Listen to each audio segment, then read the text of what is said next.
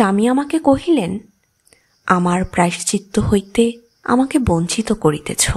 আমি কহিলাম, তোমার প্রায়শ্চিত্ত কিসে আমি জানি না, কিন্তু আমার পাপের ভার আমি বাড়াইব কেন? যাহাই বলুন। আমি যখন তাহাকে মুক্তি দিলাম, তখন তিনি নিঃশ্বাস ফেলিয়া বাঁচিলেন। অন্ধ স্ত্রীর সেবাকে চিরজীবনের ব্রত করা পুরুষের কর্ম নহে। আমার স্বামী ডাক্তারি পাশ করিয়া আমাকে সঙ্গে লইয়া মফস্বলে গেলেন। পাড়াগায়ে আসিয়া যেন মাতৃক্রোড়ে আসিলাম মনে হইল। আমার 8 বৎসর বয়সের সময় আমি গ্রাম ছাড়িয়া শহরে আসিয়াছিলাম। ইতিমধ্যে 10 বৎসরে জন্মভূমি আমার মনের মধ্যে ছায়ার মতো অস্পষ্ট হইয়া আসিয়াছিল।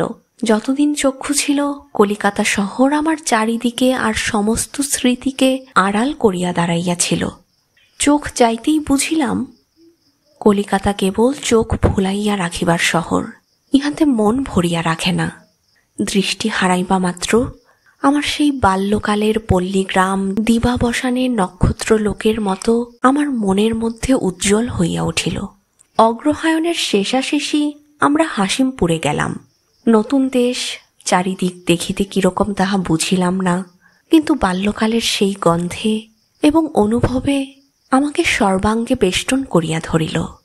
সেই শিশিরে ভেজা নতুন চষা ক্ষেত হইতে প্রভাতের হাওয়া, সেই সোনা ঢালা অরর এবং সরিষা ক্ষেতের আকাশ ভরা কোমল সুমিষ্ট গন্ধ, সেই রাখালের গান, এমনকি ভাঙা রাস্তা দিয়ে গরুর গাড়ি চলার শব্দ পর্যন্ত আমাকে পুলকিত করিয়া তুলিল।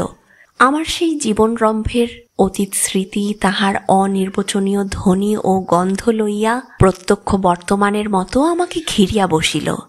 অন্ধচক্ষু তাহার কোনো প্রতিবাদ করিতে পারিল না। সেই বাল্যকালের মধ্যে ফিরিয়া গেলাম। কেবল মাকে পাইলাম না, মনে মনে দেখিতে পাইলাম দিদিমা তাহার বিরল কেশগুচ্ছ মুক্ত করিয়া রৌদ্রে পিঠ দিয়া প্রাঙ্গণে বড়ি দিতেছেন, কিন্তু তাহার সেই মৃদুকম্পিত প্রাচীন দুর্বল কণ্ঠে আমাদের গ্রাম্য সাধু ভজন দাসের দেহতত্ত্ব গান গুঞ্জন স্বরে শুনিতে পাইলাম না। সেই নবান্নের উৎসব শীতের শিশির স্নাত আকাশের মধ্যে সজীব হইয়া জাগিয়া উঠিল, কিন্তু ঢেকিশালে নতুন ধান কুটিবার জনতার মধ্যে আমার ছোট ছোট পল্লী সঙ্গিনীর সমাগম কোথায় গেল? সন্ধ্যাবেলা অদূরে কোথা হইতে হাম্বাধ্বনি শুনিতে পাইলাম। তখন মনে পড়ে মা সন্ধ্যাদীপ হাতে করিয়া গোয়ালে আলো দেখাইতে যাইতেছেন। সেই সঙ্গে ভিজা জাবনার ও খড় জ্বালানো ধোয়ার গন্ধ যেন হৃদয়ের মধ্যে প্রবেশ করে, এবং শুনিতে পাই পুকুরের পাড়ে বিদ্যালঙ্কারদের ঠাকুরবাড়ি হইতে কাসর ঘণ্টার শব্দ আসিতেছে। কে যেন আমার সেই শিশুকালের 8টি বৎসরের মধ্য হইতে তাহার সমস্ত বস্তু অংশ ছাকিয়া লইয়া কেবল তাহার রসটুকু গন্ধটুকু আমার চারিদিকে রাশীকৃত করিয়াছে।